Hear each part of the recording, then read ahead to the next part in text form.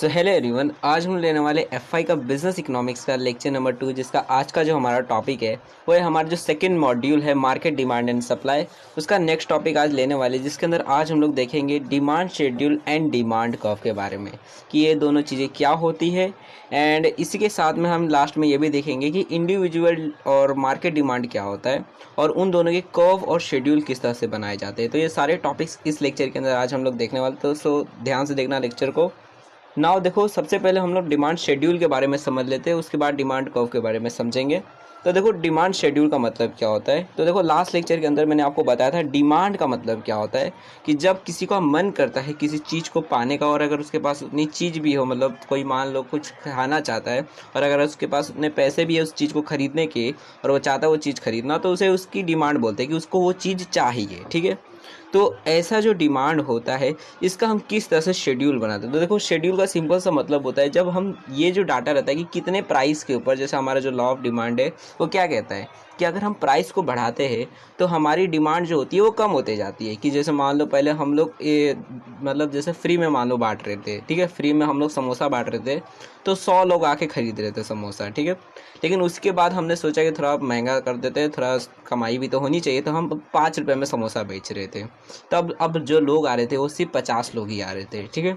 फिर हमने सोचा थोड़ा और महंगा कर देते हैं, महंगाई का ज़माना है, तो हमने 10 रुपये समोसा कर दिया। तो अब देख रहे तो अब सिर्फ 25 ही लोग आ रहे हैं समोसा खरीदने के लिए। तो ये जो मतलब बेसिकली डाटा है कि जैसे जैसे हम प्राइस को बढ़ा रहे हैं वैसे वैसे हमारी जो डिमांड है वो कम होते जा रही है। तो इसी को हम जब इस तरह से बॉक्स बनाकर डाटा को लिखते हैं तो ये जो डाटा होता है इसे हम डिमांड शेड्यूल बोलते हैं। कि ये जो डिमांड का बेसिकली डाटा है इसको क्योंकि हमने एक शेड्यूल बनाकर लिख दिया है कि इतने प्राइस रहेगा तो इतना डिमांड रहेगा, तो इसे हम डिमांड शेड्यूल बोलते हैं। और वैसे ही डिमांड कर्व होता है जब हम इसी डाटा को एक कर्व में बना देते, ग्राफ में बना देते हैं, ऐसे एक्सिस वाई एक्सिस बनाकर वहाँ पर दिखा देते हैं कि अगर हम फ्री में बांटते हैं तो लोग 100 लोग खरीदते हैं, वहीं पे जब हम 5 रुपया प्राइस कर देते हैं सिर्फ 50 लोग खरीदते हैं, और जब हम लोग 10 रुपया प्राइस कर देते हैं तो सिर्फ 25 लोग खरीदते हैं। तो जब इस डाटा को हम लोग ग्राफ की मदद से दिखाते हैं, कर्व बनाकर दिखाते हैं, फिर स्लोप बना देते हैं, तो ऐसा जो डाटा होता है उसे हम डिमांड कर्व बोलते हैं। कि डिमांड का हमने कर्व बना दिया है कि इतनी प्राइस रहती है तो इतनी डिमांड रहती है हमारे कर्व के हिसाब से, ठीक है, तो उसे हम डिमांड कर्व बोलते हैं। नाउ देखो, आपके बुक में एक एग्जांपल दिया है जिसकी मदद से आप अच्छे तरीके से समझ सकते हो। तो देखो बुक में क्या क्या चीज़ें लिखी हुई है। तो देखो, सबसे पहले क्या लिखा हुआ है कि देखो हमारा जो लॉ ऑफ डिमांड है उसके हिसाब से क्या है कि देखो हमारा जो प्राइस है वो ही सिर्फ इकलौता है जो हमारे डिमांड को अफेक्ट कर सकता है। मतलब क्या कि अगर हम प्राइस को बढ़ा देते हैं, महंगा सामान कर देंगे तो कम लोग खरीदेंगे, डिमांड कम हो जाती है, और वहीं पे प्राइस को कम कर देते तो डिमांड ज़्यादा हो जाती है। तो लॉ ऑफ डिमांड के हिसाब से सिर्फ प्राइस ही डिमांड को ऊपर नीचे कर सकता है। बाकी के जो फैक्टर्स होते हैं, जैसे कि मान लो आज संडे है, जैसे मान लो कोई मटन चिकन बेचता है, ठीक है, तो अब आज संडे है तो लोग ज़्यादा खरीदते हैं वो सारी चीज़ें, ठीक है। और वहीं पे मान लो आज थर्सडे है तो थोड़ी कम डिमांड हो जाती है, लोग कम खरीदते हैं, किसी घर पे पूजा पाठ रहता है तो नहीं खरीदते, ठीक है। मान लो कोई त्यौहार आ गया तो लोग त्यौहार के दिन वो सारी चीज़ें नहीं खाते हैं, ठीक है। तो जिसकी वजह से हो सकता है आप सस्ते में भी दो, फ्री में भी बांटोगे तब भी लोग नहीं खाएंगे क्योंकि घर पे पूजा है। तो ऐसे जो फैक्टर्स होते हैं जो डिमांड को ऊपर नीचे कर सकते हैं, तो हमारा लॉ ऑफ डिमांड उन चीज़ों को भूल जाता है, मतलब उन चीज़ों पर ध्यान नहीं देता, सिर्फ प्राइस के ऊपर देखता है कि प्राइस जो है वही इकलौता है जो डिमांड को ऊपर नीचे कर सकता है। बाकी जो फैक्टर्स होते हैं वो कांस्टेंट रहते हैं। जितना पहले अगर मान लो संडे को बहुत सारा डिमांड है तो हम ये मान के चलते हैं बाकी के जो दिन है वहाँ पर भी उतनी ही डिमांड रहती है, ठीक है। तो प्राइस ही सिर्फ ऊपर नीचे कर सकता है।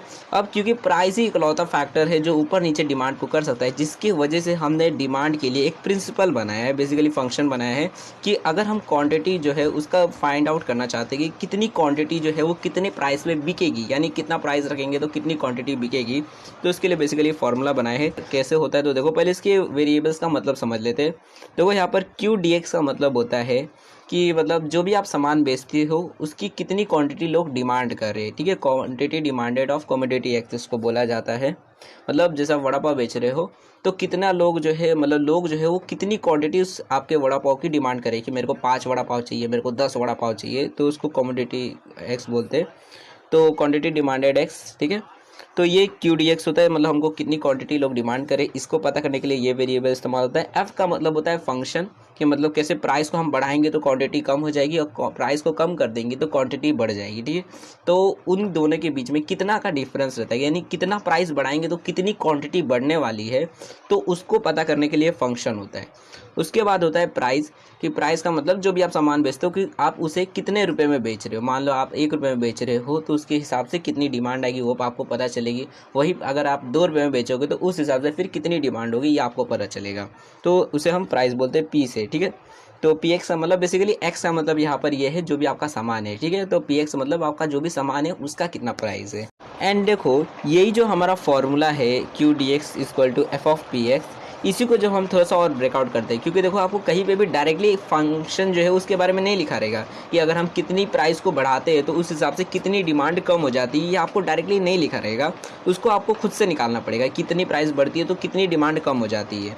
तो उसको निकालने के लिए एक तरीका होता है, हम करते हैं ए माइनस बी, ठीक है। ए माइनस बी का मतलब क्या होता है, देखो यहाँ पर हम सपोज करते हैं, मान लो कि देखो ए का मतलब मान लो कि 100 है और बी का मतलब मान लो 10 है, ठीक है। अब आप लोग सोचते हो पहले ए और बी का मतलब समझा दो वो क्या होता है। तो देखो ए यहाँ पर इसका ए का मतलब होता है जब जब भी आप अपना प्रोडक्ट बेच रहे थे तो स्टार्टिंग में मान लो आप अपने प्रोडक्ट को 0 रुपये में बेच रहे थे, यानी फोकट में बांट रहे थे लोगों को।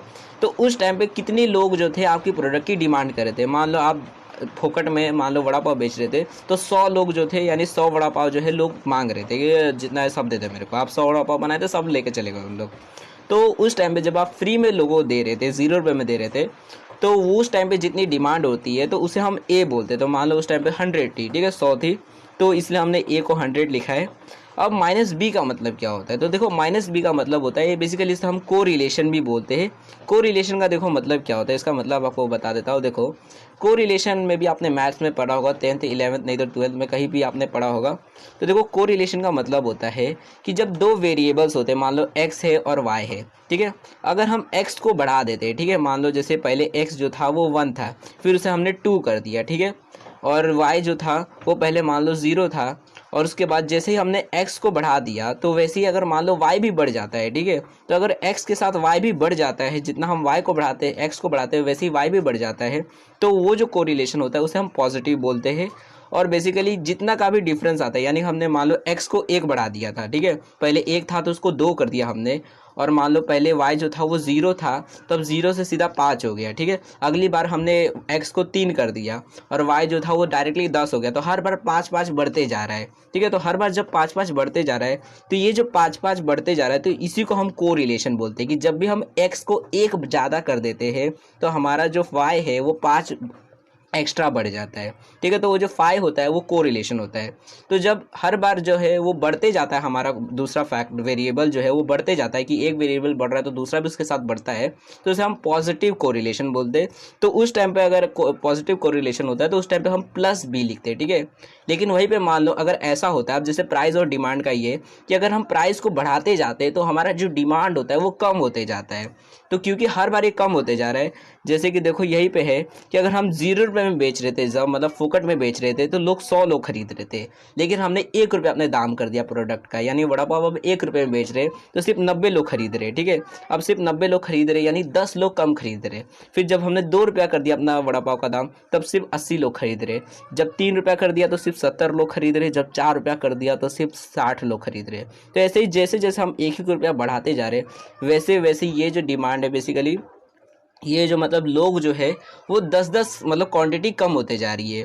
तो क्योंकि ये हर बार कम होते जाती है डिमांड हमारी, जैसे हम प्राइस को बढ़ाते जाते हैं, तो इसे हम नेगेटिव कोरिलेशन बोलते हैं, कि एक वेरिएबल के बढ़ने से दूसरा वेरिएबल हर बार कम होते जा रहा है। तो कितना कम हो रहा है, तो हर बार 10-10 कम होते जा रहा है। तो वो जो हर बार 10 कम हो रहा है तो उसी को हम बोलते हैं, ये जो दो वेरिएबल्स है प्राइस और डिमांड, इन दोनों का जो कोरिलेशन है वो 10 है, ठीक है, -10 है। क्योंकि हर बार जैसे प्राइस बढ़ जा रहा है हर बार जो बेसिकली डिमांड है उसमें 10 जो है वो माइनस हो जा रहा है, निकल जा रहा है 10। तो माइनस बी जो है वो बेसिकली -10 इसलिए हम लिख रहे हैं क्योंकि हर बार 10-10 जो है वो डिमांड में से कम होते जा रहा है, ठीक है। तो इसकी मदद से हम अपना जो डिमांड शेड्यूल है वो पता कर सकते हैं। जैसे अगर आपको पता चल जाता है कि आपकी स्टार्टिंग में मान लो आप 0 रुपये बेच रहे तो आपको 100 लोग खरीद रहे थे आपसे सामान, तो आप फिर ये कर सकते हो कि आपने 1 रुपया बढ़ा दिया तो उससे आपसे सिर्फ 90 लोग खरीदेंगे। आपने एक और रुपया बढ़ा दोगे तो 80 लोग ही खरीदेंगे। तो इसकी मदद से आप पता कर सकते हो। आप चाहो तो कैलकुलेट भी कर सकते हो, चाहो तो निकालने के लिए आप कैलकुलेशन कर सकते हो अपने बुक के अंदर। तो आपको ये सारे चीज़ें सेम मिलेगी। ठीक है, तो इस तरह का डिमांड शेड्यूल होता है। मे बी आपको डिमांड शेड्यूल समझ आ गया होगा। अब देखो डिमांड कर्व भी सिंपली ऐसा ही होता है, बस हम क्या करते हैं इसके लिए कर्व बना देते हैं। यही सेम डाटा जो रहता है उसको कर्व के फॉर्म में दिखा देते हैं कि जब हम 0 रुपये में प्रोडक्ट को बेच रहे थे तो 100 लोग मतलब 100 लोग जो थे वो डिमांड करते थे प्रोडक्ट की, लेकिन जैसे ही हमने 1 रुपया बढ़ा दिया तो कम डिमांड हो गई, फिर और 1 रुपया कम कर दिया तो और कम डिमांड हो गई। तो जैसे जैसे हम प्राइस को बढ़ाते जाएंगे वैसे वैसे हमारी जो डिमांड होगी वो कम होती जाएगी। तो इसको ही हम जब ऐसे कर्व बनाकर दिखा देते हैं यानी ग्राफ के फॉर्म में दिखाते हैं तो इसे हम डिमांड कर्व बोलते हैं। ठीक है, तो मे भी आपको समझ आ गया होगा डिमांड कर्व और डिमांड शेड्यूल क्या होता है। नाउ देखो अब इंडिविजुअल और मार्केट डिमांड क्या होता है। तो देखो जो मैंने अभी आपको ये एग्जांपल दिया था, मतलब ये जो शेड्यूल बनाया था या फिर कर्व जो हमने बनाया था अभी, तो वो जो एग्जांपल था वो एक इंडिविजुअल डिमांड शेड्यूल था। बेसिकली एक अकेला आदमी के लिए मैंने बनाया था कि मतलब देखो जैसे ही हम अपने प्राइस को बढ़ा देते हैं थोड़ा सा, तो वैसे ही जो आदमी है मान लो कि सामने वाला है तो आपसे कम सामान खरीदता है। जैसे मान लो कोई सब्जी आपसे खरीदता है, अगर आप मान लो 50 रुपये किलो आलू बेचते हो, ठीक है, तो आपसे 1 ही किलो आलू खरीद के लेके जाता है। लेकिन उसी आलू को आप 40 रुपये किलो बेच रहे हो तो आपको हो सकता है 2 किलो खरीद ले।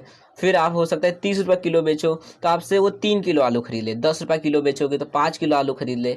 तो वो जो आदमी है जैसे जैसे आप अपने प्राइस को कम करते जाओगे वैसे वैसे हो सकता है वो अपनी क्वांटिटी वो बढ़ाते जाए। ठीक है, कि वो 1 किलो खरीदने वाला आदमी हो सकता है 5 किलो आलू खरीद ले।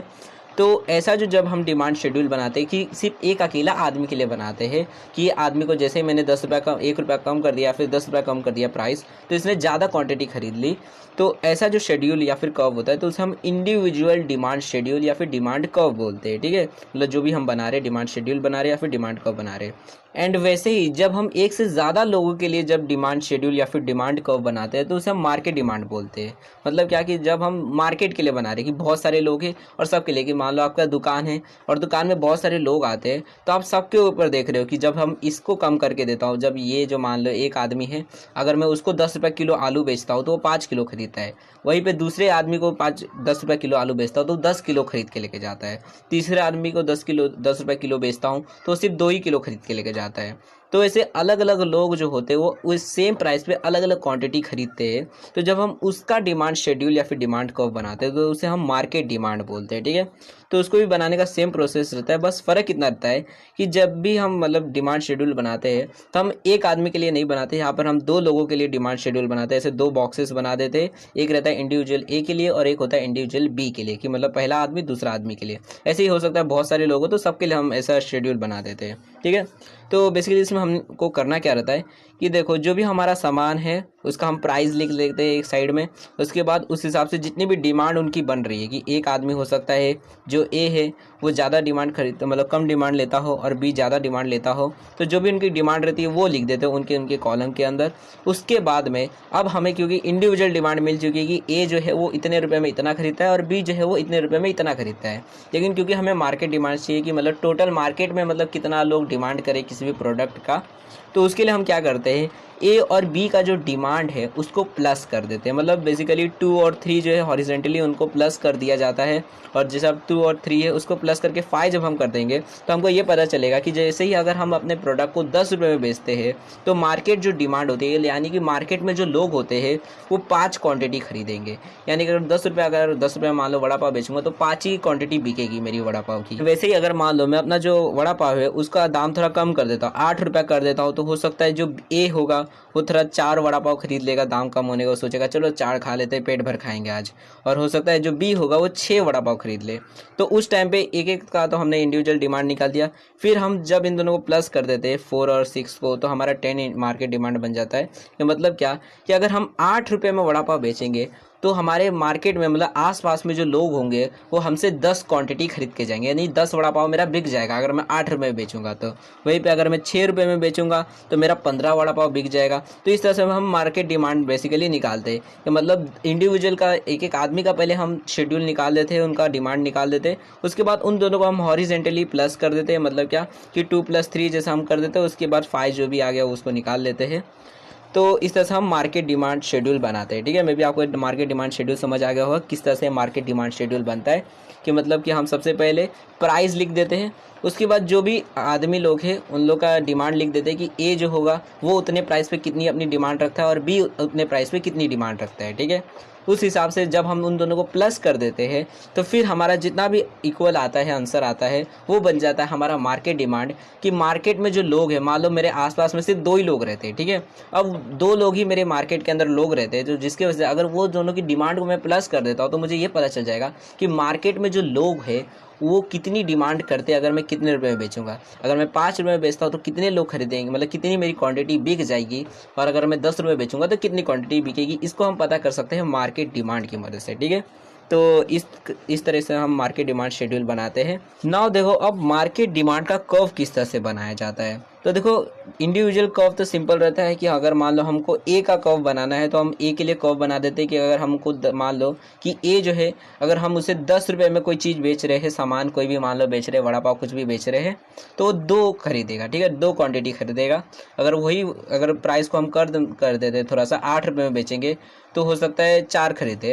हो सकता है अगर हम और कम कर दे उसको प्राइस को तो और कम मतलब और ज़्यादा खरीदेगा प्रोडक्ट को, ठीक है, और उसकी क्वांटिटी वो बढ़ा देगा, ठीक है। तो ए का इंडिविजुअल अलग से हमने कर्व बना दिया। वैसे हम बी के लिए भी अलग से कर्व बना सकते हैं। तो जब हम ए और बी के लिए अलग अलग कर्व बनाते हैं तो इसे हम बोलते हैं इंडिविजुअल कर्व, ठीक है। जब हम अलग अलग कर्व बनाते हैं अलग अलग लोगों के लिए।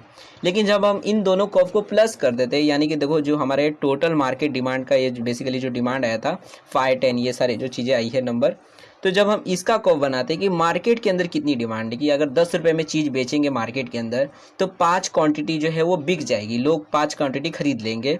तो ऐसा जब हम कर्व बनाते हैं इसे हम मार्केट डिमांड का कर्व बोलते हैं। यानी कि अगर 10 रुपये में कोई चीज़ बेचेंगे तो 5 डिमांड होगी, यानी 5 हमारी क्वांटिटी बिक जाएगी।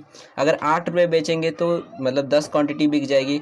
अगर हम लोग 6 रुपये में बेचेंगे तो हमारा जो प्रोडक्ट है वो मतलब 15 क्वांटिटी बिक जाएगी। तो ऐसे जैसे जैसे हम प्राइस को कम करते जाएंगे वैसे वैसे हमारी डिमांड जो होगी वो हर बार मतलब 5-5 बढ़ते जाएगी, ठीक है। तो मतलब इस तरह से हम मार्केट डिमांड कर्व बनाते हैं। तो मैं भी आपको इंडिविजुअल और मार्केट डिमांड कर्व और शेड्यूल समझ आ गया होगा क्या होता है। फिर भी अगर आपको किसी भी तरह डाउट रहता है या फिर कोई चीज़ नहीं समझी है तो आप लोग कमेंट सेक्शन के अंदर जो भी आपका डाउट रहेगा वो पूछ सकते हो, जो भी अगर आपको चीज़ नहीं समझी है। एंड देखो, इसका जो नेक्स्ट लेक्चर है वो जल्दी चैनल पे आने वाला है, तो चैनल को सब्सक्राइब कर दो और इस वीडियो को अपने दोस्तों के साथ भी शेयर कर दो, ताकि जैसे ही नेक्स्ट वीडियो जो है वो अपलोड हो जाएगी तो उसकी नोटिफिकेशन आपको मिल जाएगी और इन वीडियोज़ को भी आप देख सकोगे।